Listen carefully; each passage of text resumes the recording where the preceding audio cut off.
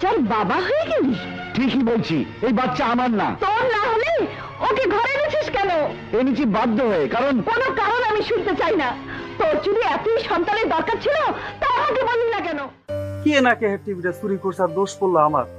তোর এর লেগে মাইসে কয় যাইছা কখনো কারো উপকার করতে হয় না। কি বলছি, আমি মাজারে গিয়ে। হ্যাঁ, তুই মাঝারে গিয়ে বিয়ে করেছিস। তবে তো বাচ্চা এনেছে, কাল হুট করে বউটাও চলে আসবে। তোর কপালে নাসিরা ছাড়া আর কেউ নেই। তুই তো আমার কামাকে হাত দিতে চাইলি কেন?